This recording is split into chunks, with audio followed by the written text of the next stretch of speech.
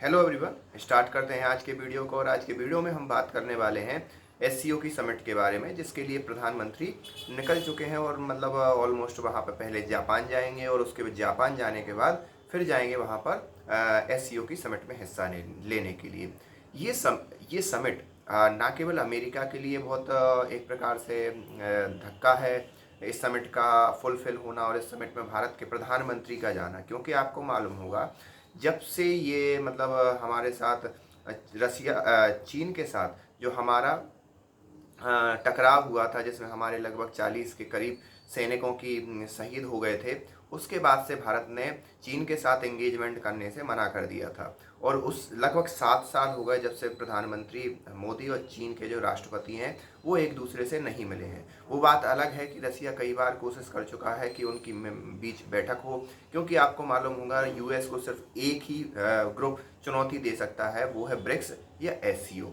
Basically BRICS 5 देशों का समूह है जिसमें रसिया, चाइना, इंडिया, ब्राज़ील और साउथ अफ्रीका आते हैं। बाकी अगर संघाई ग्रुप का तो एक बहुत बड़ा ब्लॉक निकल कर सामने आता है, उसमें पाकिस्तान भी रहता है, मतलब एससीओ में पाकिस्तान भी है। इस एससीओ समिट से भारत ने एक साथ 2 सिग्नल दिए। 2 सिग्नल कैसे दिए अमेरिका के लिए? आपको मालूम होगा क्वाड की स्थापना करने में राष्ट्रपति ट्रंप की अहम भूमिका थी और जापान एक one of the key member था क्वाड का, जिसमें जापान, ऑस्ट्रेलिया, भारत और अमेरिका ये चारों देश मिलकर अपनी जो सैन्य रणनीति है या जो भी विचार है वो उनके बारे में डिस्कशन करते थे। और चीन ने इसको खुद का राइवलरी कहा था। मतलब चीन बिल्कुल पसंद नहीं करता कि क्वाड जैसी कोई व्यवस्था बनाई जाए, क्योंकि वो डायरेक्टली इनडायरेक्टली उसका जो सी रूट है या जो जो उसकी समुद्र की सीमाएं हैं उसको कहीं ना कहीं बाधित करता है। क्योंकि आपको मालूम होगा जापान और चीन दोनों ही इन सब चीज़ों में राइवलरी रहे हैं।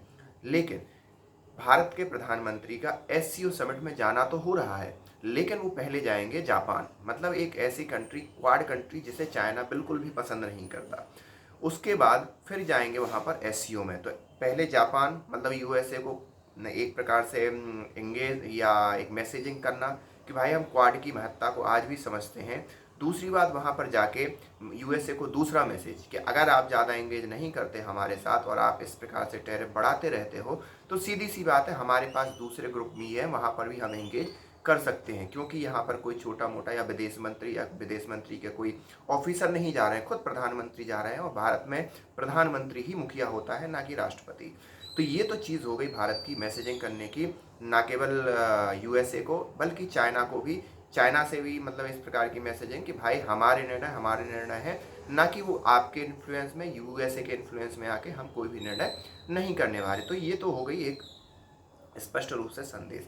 दूसरा, एक और खबर निकल कर सामने आई है कि जापान ने क्या किया है, कैंसिल कर दी है यूएस के साथ ट्रेड डील। अब इसका परिणाम ये हो रहा है कि जो इंडिया ने जैसे ही ये ट्रेड डील, इंडिया ने जैसे ही यूएसए के साथ एक प्रकार से फर्मनेस दिखानी स्टार्ट की, उसका परिणाम ये हुआ कि और जो देश हैं उनके अंदर भी एक प्रकार से हिम्मत जागृत हो गई, हिम्मत पैदा हो गई कि यूएसए के साथ हम भी इस प्रकार की जो मतलब एक प्रकार से जो उनके देश के लिए खतरा हो, देश के लिए सही नहीं हो, ऐसी ट्रेड डील नहीं करेंगे। क्योंकि जब भारत कर सकता है तो कोई भी कर सकता है। और भारत आज की डेट में बहुत ही पॉपुलर है ग्लोबल ऑर्डर में, प्रधानमंत्री की मोदी जी की वजह से। और भी कई ऐसे हमने कार्यक्रम किए, सीधी सी बात है, प्रधानमंत्री मोदी की अध्यक्षता में, जिसके कारण भारत आज ग्लोबल ऑर्डर में बहुत ही ज़्यादा पॉपुलर है। और उसके द्वारा लिए गए एक्शन अमेरिका, मतलब पूरे ग्लोबल ऑर्डर में सुने जाते हैं, देखे जाते हैं। भारत साथ ही साथ कुछ ही मतलब यूरोपियन यूनियन के साथ भी बातचीत चल रही है, जिसमें उनके साथ भी एक डील हो जाएगी।